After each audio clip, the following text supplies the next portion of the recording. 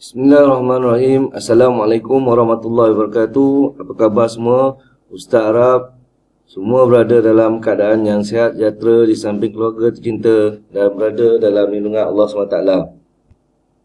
Alhamdulillah, pada video kali ini kita akan sama-sama mempelajari tentang mata pelajaran adab dengan merujuk buku teks Kafah terbitan Ma'ins. Bagi siapa-siapa yang belum memiliki buku ini, bolehlah melayari pautan yang dipaparkan untuk mengakses atau mendapatkan buku ini dalam versi e-book.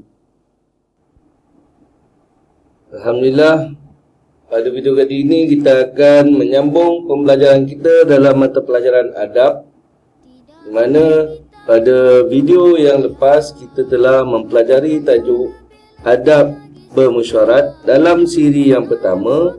Pada video kali ini kita akan menyambung adab bermesyuarat bagi siri yang kedua. Kepada yang tidak sempat menonton adab bermesyuarat siri yang pertama, bolehlah ke pautan yang dipaparkan di atas ini untuk melihat dan menonton video tersebut. Baiklah, mari kita mulakan pembelajaran kita pada video kali ini. Kita teruskan dengan adab ketika berucap dalam mesyuarat. Ketika berucap dalam mesyuarat, terdapat beberapa adab yang perlu kita ikut dan perlu kita lakukan. Antara adab-adab tersebut ialah yang pertama, memulakan dengan salam dan selawat.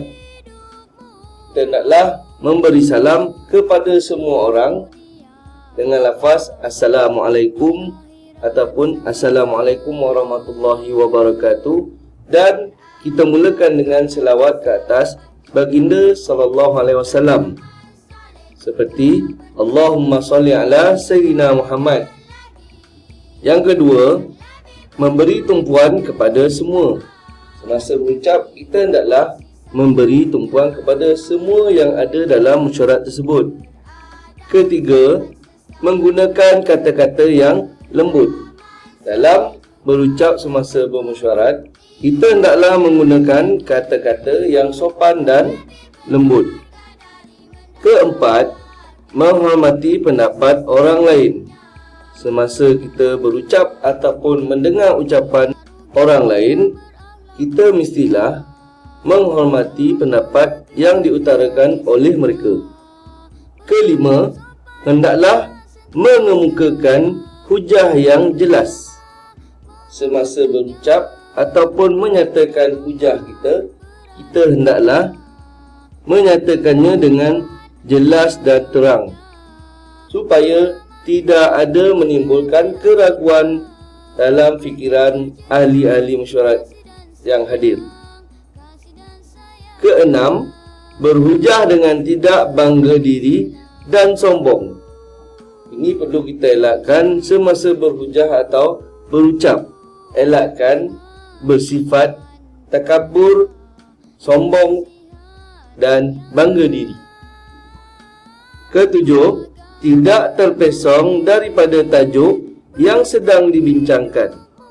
Jangan sampai terkeluar daripada tajuk apa yang dibincangkan pada ketika itu. Ucapan kita mestilah berpandukan isu yang dibincangkan ketika itu. Kelapan, memberi peluang kepada orang lain untuk bercakap. Semasa berucap, kita mestilah membuka ruang kepada ahli-ahli mesyuarat yang lain untuk menyatakan hujah mereka sekiranya ada. Dan yang terakhir, tidak memotong percakapan orang lain. Semasa orang lain berucap, kita jangan menyampuk. Kita hendaklah mendengar ucapan mereka terlebih dahulu sebelum dibuka ruang kepada kita untuk menyatakan apa pula pandangan dan pendapat kita. Begitulah antara adab-adab ketika berucap dalam mesyuarat. Dan mari kita lihat perkara-perkara yang dilarang ketika bermesyuarat. Antara perkara-perkara yang dilarang ketika bermesyuarat ialah yang pertama, tidak memberi tumpuan semasa bermesyuarat. Dalam mesyuarat, kita hendaklah memberikan tumpuan sepenuhnya kepada apa yang dibincangkan pada ketika itu. Kemudian yang kedua, menggunakan bahasa dan kata-kata yang kasar semasa berucap ataupun memberi pandangan. Kita dilarang menggunakan bahasa-bahasa yang kasar. Kita hendaklah menggunakan bahasa-bahasa yang sopan dan lemah lembut. Ketiga, bersikap sombong dan bangga diri. Dalam berucap semasa bersyarat, elakkan bersikap sombong dan bangga diri seperti yang kita bincangkan tadi. Yang keempat, tidak memberi peluang kepada orang lain untuk bercakap. Kita hendaklah memberi peluang kepada ahli-ahli mesyuarat yang lain untuk menyatakan hujah dan pandangan mereka. Kelima, suka memotong atau menyangkal percakapan orang lain. Jadi kita hendaklah mengelak daripada melakukan sangkalan atau menyampuk semasa orang lain sedang berucap. Tumpukan perhatian kepada mereka, dan apabila diberi peluang, barulah kita menyatakan idea dan pandangan kita. Dan yang terakhir, tidak menghormati pendapat orang lain. Setiap pendapat yang diutarakan, kita hendaklah menghormatinya, walaupun pendapat tersebut tidak sama dengan pendapat kita. Dan mari kita lihat pula kebaikan beradab ketika bermesyuarat. Antara kebaikan-kebaikan sekiranya kita menjaga adab semasa bermesyuarat ialah yang pertama, mencapai keputusan yang dipersetujui semua. Apabila kita menjaga adab semasa bermesyuarat, insya-Allah keputusan yang dipersetujui akan dicapai dengan baik. Kedua, kebaikannya ialah dikasihi Allah. Sekiranya kita menjaga adab-adab dalam mesyuarat, kita akan dikasihi oleh Allah. Yang ketiga, memudahkan mencapai keputusan. Segala keputusan dapat dicapai dengan mudah sekiranya kita menjaga adab dalam bermesyuarat. Yang keempat, menyelesaikan masalah. Maka masalah juga akan dapat diselesaikan dengan lebih cepat dan berkesan. Kelima, memberi kesenangan kepada semua pihak. Semua pihak akan merasa puas hati dan berasa senang dengan keputusan yang dicapai. Kemudian, yang keenam, wujud suasana harmoni. Kiranya kita beradab dalam syarat, maka dapatlah kita bermesyuarat dalam keadaan yang aman dan tenang bagi mencapai sesuatu keputusan. Yang ketujuh, mesyuarat berjalan dengan lancar. Dengan menjaga adab-adab, perjalanan mesyuarat akan lebih teratur dan lancar tanpa ada gangguan-gangguan semasa bermesyuarat. Dan yang terakhir, dapat mengemukakan hujah dengan baik. Dengan menjaga adab-adab semasa bermesyuarat, kita dapat menyampaikan idea dan pandangan kita dengan lebih baik. Jadi itulah antara kebaikan-kebaikan beradab semasa bermesyuarat. Dan mari kita lihat akibat tidak beradab ketika bermesyuarat. Apakah akibat ataupun kesan sekiranya kita tidak menjaga adab semasa bermesyuarat? Antaranya yang pertama ialah dipandang serong oleh masyarakat. Sekiranya kita tidak beradab dalam mesyuarat, maka kita akan dipandang serong oleh masyarakat. Ahli-ahli mesyuarat tidak akan menghormati kita sekiranya kita tidak menjaga adab semasa bermesyuarat. Kedua, tidak disenangi oleh orang yang hadir. Perbuatan kita yang tidak beradab semasa dalam mesyuarat akan menjadi gangguan kepada orang-orang yang hadir pada mesyuarat tersebut. Ketiga, suka dipercayai dan suka mendapat kawan. Sekiranya kita tidak menjaga adab, kita tidak akan dipercayai dan kita juga akan dipinggirkan oleh masyarakat. Yang keempat, melahirkan perasaan marah atau dendam yang membawa kepada pergaduhan. Sekiranya kita tidak menjaga adab, ia boleh mencetuskan perasaan dendam dan menimbulkan pergaduhan semasa dan selepas bermesyuarat.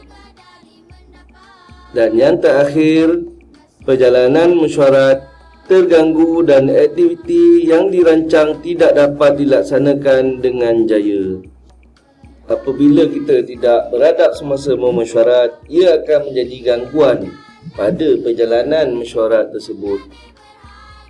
Jadi itulah antara akibat-akibat sekiranya kita tidak menjaga adab semasa bermesyuarat. Dan mari kita lihat penghayatan yang terdapat pada halaman ini. Pertama, sentiasa berpesan dengan kebenaran dan kesabaran. Dan yang kedua, katakan benar walaupun pahit. Ini adalah sedikit ingatan kepada kita supaya kita lebih bersikap berpesan-pesan di atas jalan kebenaran, dan kita juga perlu berkata benar dalam apa jua keadaan sekalipun. Dan mari kita lihat hikmah beradab dalam mesyuarat. Kalau kita lihat di sini, hikmah beradab dalam mesyuarat ni isinya lebih kurang sama dengan kebaikan beradab dalam mesyuarat. Jadi kita lihat yang pertama, disertai dalam suasana tenang, iaitu mesyuarat kita akan menjadi tenang dan lancar apabila kita menjaga adab-adabnya. Yang kedua, mengukuhkan hubungan silaturahim sesama kita. Ahli-ahli mesyuarat tersebut akan menjadi lebih kukuh dan baik. Yang ketiga, dirahmati Allah. Mesyuarat kita akan dirahmati oleh Allah Subhanahu Wa Taala sekiranya kita menjaga adab-adab. Dan yang keempat, mencapai keputusan yang bernas. Segala keputusan dapat dicapai dengan baik dan dapat menyelesaikan masalah yang dihadapi. Dan yang terakhir, dipercayai dan disukai. Kita akan menjadi orang yang dipercayai dan disukai oleh semua orang. Itu adalah antara hikmah-hikmah beradab dalam mesyuarat. Kemudian mari kita lihat susunan organisasi ataupun carta organisasi. Sesebuah organisasi itu diketuai oleh seorang ketua yang dikenali sebagai pengerusi. Ketuanya ialah pengerusi. Kemudian dibantu oleh penolongnya, iaitu naib pengerusi ataupun timbalan pengerusi. Kemudian orang yang paling penting dalam sesebuah organisasi ialah setiausaha. Setiausaha adalah orang yang penting dalam sesebuah organisasi. Tugasnya antaranya ialah menyediakan minit mesyuarat dan menyediakan laporan-laporan aktiviti sesebuah organisasi. Yang keempat, bendahari. Bendahari tugasnya adalah merekod keuangan sesebuah organisasi. Dan di bawah bendahari ialah ahli jawatan kuasa. Bilangannya pula bergantung kepada unit-unit yang terdapat dalam sesebuah organisasi tersebut. Dan yang terakhir ialah pemeriksa kira-kira. Biasanya terdapat 2 pemeriksa kira-kira dalam sesebuah organisasi. Jadi itulah contoh carta organisasi yang dapat kita lihat pada halaman ini. Ustaz rasa setakat itu saja video pembelajaran kita pada kali ini. Ustaz harap ia dapat memberikan manfaat kepada kamu. Aqulu qauli hadza wa astaghfirullah li wa lakum. Wassalamualaikum warahmatullahi wabarakatuh.